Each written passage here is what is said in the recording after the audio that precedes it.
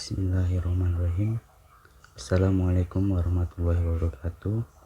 Bismillahi wassalatu wassalamu ala nabiyina Muhammad sallallahu alaihi wasallam. Pada kesempatan yang berbahagia ini, saya akan sedikit menjelaskan tentang status kewarganegaraan. Apa itu status kewarganegaraan? Yang pertama, pengertian status kewarganegaraan. Yang dimaksud dengan status kewarganegaraan ialah sebuah kondisi maupun kedudukan seorang atau suatu badan, bisa juga yang lainnya yang memiliki hubungan dengan suatu hal dalam, yaitu maksudnya di dalam negara. Sedangkan pengertian kewarganegaraan ialah keikutsertaan seorang menjadi anggota di dalam sebuah kendali lingkup politik negara. Dengan begitu dapat disimpulkan bahwa pengertian status kewarganegaraan ialah kedudukan warga negara dalam negara yang memiliki ketertarikan secara hukum dengan sebuah negara. Di antaranya hubungan negara dengan warga negara tersebut terjadi keterkaitan yang kemudian timbul sebuah hak dan kewajiban warga negara dalam UUD 1945. Terdapat dua aspek mendasar yang berhubungan dengan status kewarganegaraan seorang. Berikut penjelasannya. Status dalam hukum.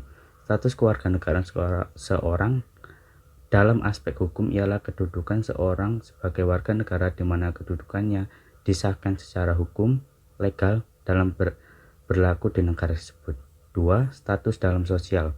Status kewarganegaraan seorang dapat aspek sosial ialah merupakan kedudukan seseorang sebagai warga negara yang kedudukannya diakui secara sosial namun belum memiliki kekuatan hukum atas status tersebut. Salah satu syarat untuk diterimanya status seorang menjadi warga negara dan memiliki status kewarganegaraan secara legal ialah dengan adanya ketentuan hukum yang berlaku di sebuah negara, seperti yang tertera dalam UUD 1945 pasal 28D ayat 4 UUD 1945, yaitu setiap orang berhak atas status kewarganegaraan. Dengan adanya undang-undang yang menjadi sebuah landasan hukum persamaan kedudukan warga negara, maka kedudukan warga negara dalam negara menjadi semakin jelas dan kuat. Pengertian status kewarganegaraan merupakan ikatan antara warga negara yang menimbulkan sebuah hubungan yang saling memiliki keterkaitan dalam pemenuhan hak dan kewajiban, juga sebaliknya. Warga negara diartikan dengan orang-orang sebagai bagai dari suatu penduduk yang menjadi unsur negara. Warga negara mempunyai kedudukan yang khusus terhadap negaranya dan mempunyai hubungan hak dan kewajiban yang bersifat timbal balik terhadap negaranya. B. Asas kewarganegaraan. Yang kedua, asas kewarganegaraan. Setiap negara mempunyai kebebasan dalam kewenangan untuk menentukan asas kewarganegaraan seorang. Dalam menerapkan asas kewarganegaraan dikenal ada dua pedoman, yaitu 1. Asas kewarganegaraan berdasarkan kelahiran. Dari sisi kelahiran ada dua asas kewarganegaraan yang sering dijumpai, yaitu Ius Soli, tempat kelahiran, yaitu pedoman kewarganegaraan yang berdasarkan tempat daerah kelahiran. Sebagai contoh, jika sebuah negara menganut asas Ius Soli, maka seorang yang dilahirkan di negara tersebut mendapatkan hak sebagai warga negara. Jadi kalau ada seorang yang lahir di negara itu, yaitu negara yang menganut Ius Soli ini, maka dia dianggap sebagai warga negara tersebut. Yang kedua, yang B, Ius sanguinis, keturunan, yaitu pedoman kewarganegaraan berdasarkan darah atau keturunan. Maka seorang yang lahir dari orang tua yang memiliki kewarganegaraan suatu negara Indonesia misalnya, maka anak tersebut berhak mendapatkan status kewarganegaraan orang tuanya, yakni warga negara Indonesia. Jadi jika anak itu terlahir dari ayah dan ibu yang beda kewarganegaraan, maka anak itu bisa memilih salah satu dari warga negara kedua orang tuanya tersebut. Apabila orang tuanya memang hanya memiliki kewarganegaraan Indonesia, namun dia dilahirkan di tanah luar negeri lain, dia mempunyai hak bisa memilih kewarganegaraan salah satu di tempat dia lahir atau kewarganegaraan orang tuanya. Pada awalnya asas kewarganegaraan berdasarkan kelahiran ini hanya satu, yaitu Ius Soli aja. Akan tapi, dengan semakin tingginya tingkat mobilitas manusia, diperlukan suatu asas yang tidak hanya berpatokan pada tempat kelahiran saja, dan juga karena ada orang tua yang memiliki status kewarganegaraan yang berbeda, yang akan bermasalah jika kemudian orang tua tersebut melahirkan anak di tempat salah satu orang tuanya, misalnya di tempat ibunya. Jika tetap menganut asas Lusoli, maka si anak akan mendapatkan status kewarganegaraan bapaknya. Atas dasar itulah, maka asas sanguinus dimunculkan, sehingga sikap anak memiliki status kewarganegaraan bapaknya. 2. Yang pertama tadi asas kewarganegaraan berdasar kelahiran, yang kedua adalah asas kewarganegaraan berdasarkan perkawinan. Sedangkan dari sisi perkawinan ini dikenal pula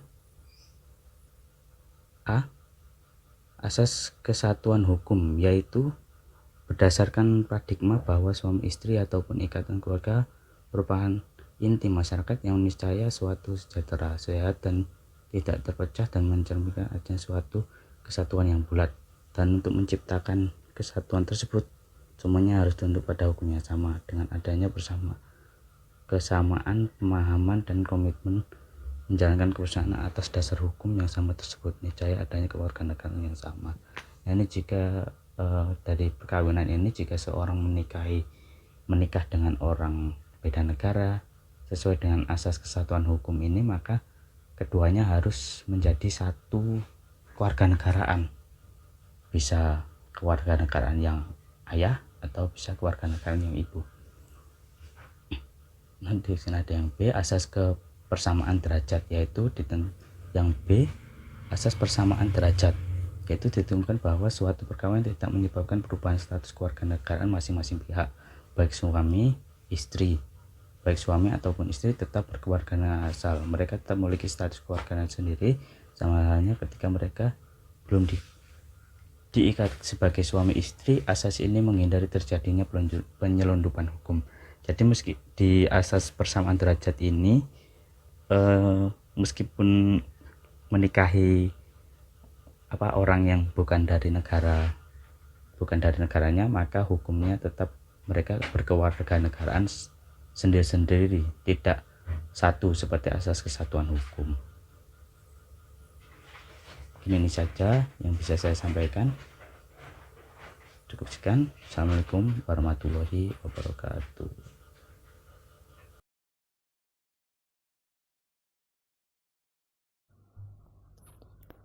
Selanjutnya, saya akan menjelaskan tentang asas kewarganegaraan. Dalam hukum negara juga mengatur tentang asas warga negara, yaitu pada Undang-Undang Nomor 12 Tahun 2006. Hukum negara tersebut membagi asas kewarganegaraan menjadi dua asas. Yang pertama, asas kewarganegaraan umum, dan yang kedua, asas kewarganegaraan khusus. Yang pertama, tentang asas kewarganegaraan umum. Apa sih asas kewarganegaraan umum itu? Dalam Undang-Undang Nomor 12 Tahun 2006, asas kewarganegaraan umum itu terdiri jadi 4 asas. Yang pertama, ius soli atau asas kelahiran, ius sanguinis atau asas keturunan. Yang ketiga, asas kewarganegaraan tunggal, dan yang keempat, asas kewarganegaraan ganda terbatas. Dalam video sebelumnya telah dijelaskan tentang asas kelahiran ius soli dan asas keturunan ius sanguinis. Sedangkan asas kewarganegaraan tunggal adalah asas yang menentukan satu kewarganegaraan bagi setiap orang. Jadi, satu warga negara hanya memiliki satu kewarganegaraan, tidak boleh lebih. Dan tidak boleh memiliki kewarganegaraan ganda atau lebih dari satu. Asas kewarganegaraan ganda terbatas adalah asas yang menentukan kewarganegaraan ganda. Lebih dari satu kewarganegaraan bagi anak-anak sesuai dengan ketentuan yang diatur dalam undang-undang. Jadi, kewarganegaraan ini hanya bisa dimiliki ketika masih anak-anak.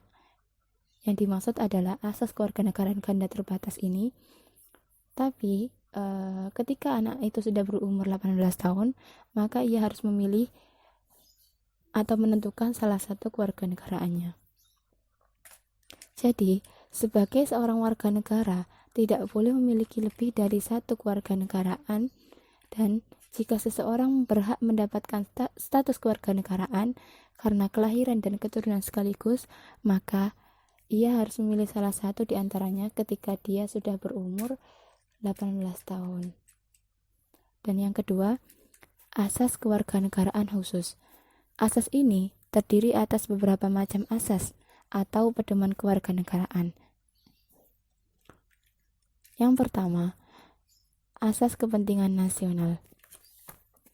Asas kepentingan nasional itu asas yang menentukan bahwa peraturan kewarganegaraan mengutamakan kepentingan nasional Indonesia yang bertekad mempertahankan kedaulatannya sebagai negara kesatuan yang memiliki cita-cita dan tujuan sendiri. Yang kedua, asas perlindungan maksimum. Asas perlindungan maksimum ini adalah asas yang menentukan bahwa pemerintah itu wajib memberikan perlindungan penuh kepada setiap warga negara Indonesia dalam keadaan apapun, baik di dalam maupun di luar negeri. Dan yang ketiga, asas persamaan di dalam hukum dan pemerintah.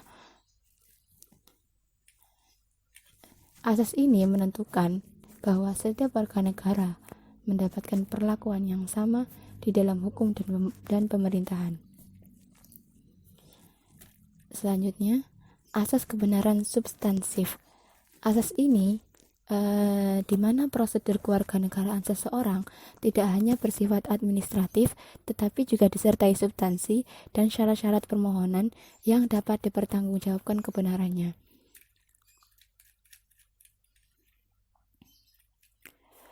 Asas non-diskriminatif.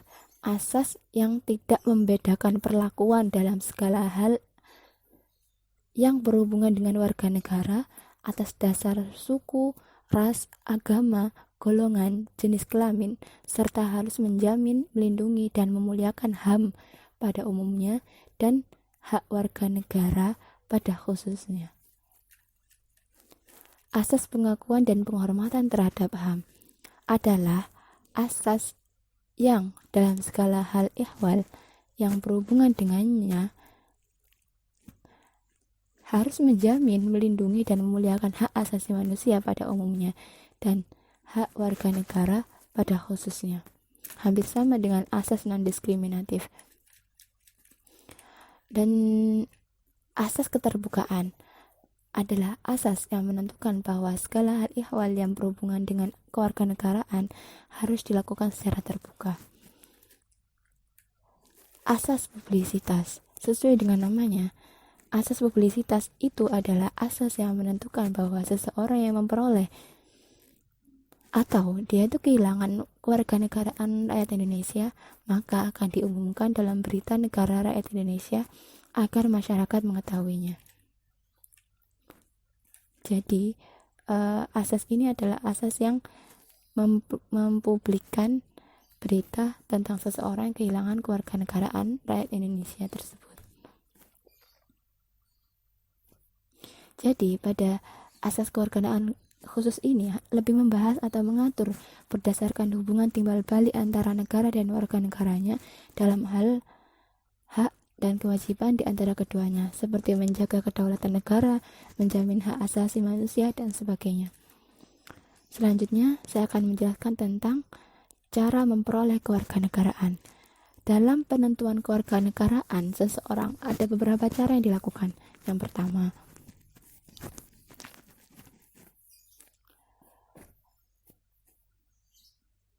sesuai dengan unsurnya. Yang pertama adalah unsur darah keturunan, ius sanguinis. Dalam unsur ini, cara memperoleh suatu kewarganegaraan didasarkan pada kewarganegaraan orang tuanya. Maksudnya adalah kewarganegaraan orang tuanya menentukan kewarganegaraan anaknya. Misalkan, kalau seseorang lahir dari orang tua yang berkewarganegaraan Indonesia, maka ia dengan sendirinya telah berkewarganegaraan Indonesia. Nah, prinsip ini merupakan prinsip asli yang telah berlaku sejak dahulu. Contohnya, dalam hal kesukuan, di mana seseorang anak yang lahir dalam suatu suku, dengan sendirinya ia langsung menjadi anggota suku tersebut.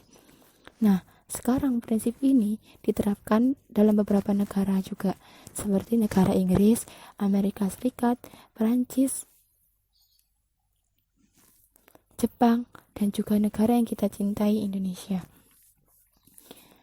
Jadi, pada cara penentuan kewarganegaraan ini didasarkan pada salah satu asas kewarganegaraan, yaitu asas keturunan ius sanguinis, yang dimana seseorang dengan sendirinya atau secara langsung tanpa melalui beberapa tahap yang rumit dapat memiliki kewarganegaraan seperti yang dimiliki oleh kedua orang tuanya. Yang kedua, itu unsur daerah tempat kelahiran atau ius soli. Dalam unsur ini, kewarganegaraan seseorang dapat ditentukan berdasarkan daerah tempat ia dilahirkan. Misalkan, ada seseorang dilahirkan di dalam daerah atau wilayah hukum negara Indonesia, maka dengan sendirinya ia pun memiliki kewarganegaraan Indonesia, terkecuali anggota-anggota diplomatik dan anggota negara asing yang masih dalam ikatan dinas. Di samping dan bersama-sama dengan prinsip ius sanguinis, prinsip ius soli ini juga berlaku di negara Amerika Serikat, Inggris, Perancis, dan juga Indonesia. Dan yang ketiga, unsur kewarganegaraan atau naturalisasi. Seseorang yang tidak memenuhi syarat kewarganegaraan ius soli dan ius sanguinis tetap bisa mendapatkan atau memperoleh kewarganegaraan, yaitu dengan pewarganegaraan atau naturalisasi. Nah, dalam unsur ini, syarat-syarat dan prosedur unsur ini di berbagai negara itu berbeda.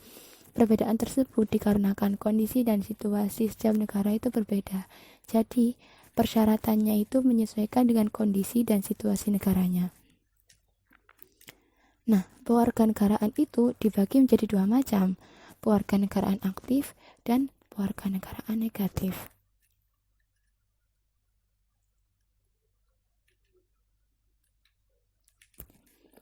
Nah, apabila seseorang telah menjadi warga negara suatu negara, maka ia memiliki suatu hubungan dengan negaranya.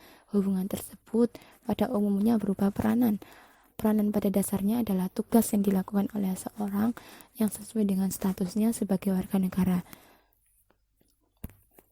Bisa dari status pasif, status aktif, status negatif, dan status positif.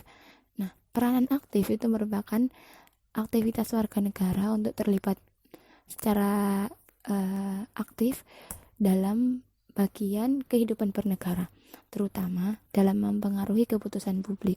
Peranan pasif adalah kepatuhan warga negara terhadap peraturan perundang-undangan yang berlaku. Peranan positif merupakan aktivitas warga negara untuk meminta pelayanan dari negara yang untuk memenuhi kebutuhan mereka. Sedangkan peranan negatif merupakan aktivitas warga negara untuk menolak campur tangan negara dalam persoalan pribadi. Selain itu, peranan itu juga dapat berupa hak dan kewajiban.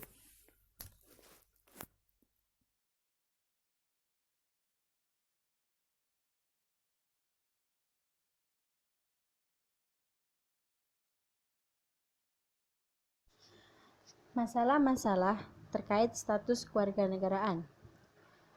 Karena banyaknya status kewarganegaraan di setiap negara mendatangkan berbagai masalah mengenai kewarganegaraan seseorang. Masalah yang dapat timbul antara lain, satu, yaitu bipatrid. Bipatrid adalah seseorang yang mempunyai dua kewarganegaraan atau berkewarganegaraan ganda. Contohnya, ada seorang ibu yang memiliki kewarganegaraan yang menganut asas ius sanguinis, yaitu contohnya negara Cina. Dan anak tersebut dilahirkan di negara yang menganut asas ius soli, misalnya negara Amerika Serikat. Jadi anak tersebut memiliki dua kewarganegaraan, yaitu menjadi warga negara Amerika Serikat karena di negaranya menganut asas ius soli, dan memiliki kewarganegaraan Cina karena orang tuanya berkewarganegaraan Cina dan Cina menganut asas ius sanguinis. Dan yang kedua, yaitu apatrid. Apatrid adalah seseorang yang tidak mempunyai kewarganegaraan.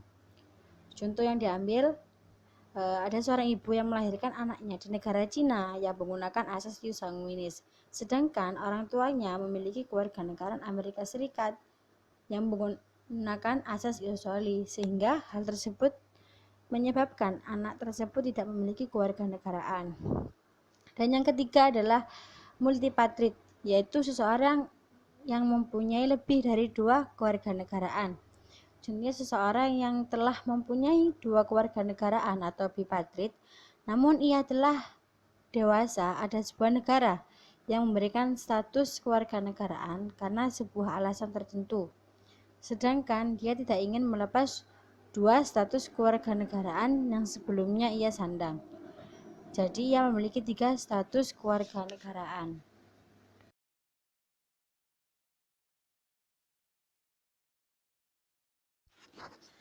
Cara mendapatkan kembali status kewarganegaraan. Apabila ada seseorang yang telah kehilangan status kewarganegaraan karena alasan tertentu, dapat mendapatkan kembali status kewarganegaraan tersebut. Caranya yaitu dalam pasal 31 UU nomor 12 tahun 2006 dinyatakan bahwa seseorang yang kehilangan kewarganegaraan Republik Indonesia memperoleh kembali kewarganegaraannya melalui prosedur pewarganegaraan dengan mengajukan permohonan tertulis kepada Menteri. Bila pemohon bertempat tinggal di luar wilayah negara Indonesia, pemohon disampaikan melalui perwakilan negara Republik Indonesia yang wilayah kerjanya meliputi tempat tinggal pemohon. Pemohon untuk memperoleh kembali kewarganegaraan Republik Indonesia dapat juga diajukan oleh perempuan atau laki-laki yang kehilangan kewarganegaraannya akibat perkawinan yang dengan orang asing sejak putusnya perkawinan. Kepala Perwakilan Republik Indonesia akan merumuskan permohonan tersebut kepada Menteri dalam waktu paling lama 14 hari setelah menerima permohonan. Jadi apabila ada seseorang yang telah kehilangan status kewarganegaraan, ia dapat mendapatkan kembali status kewarganegaraannya dengan cara mengajukan surat permohonan kepada Menteri.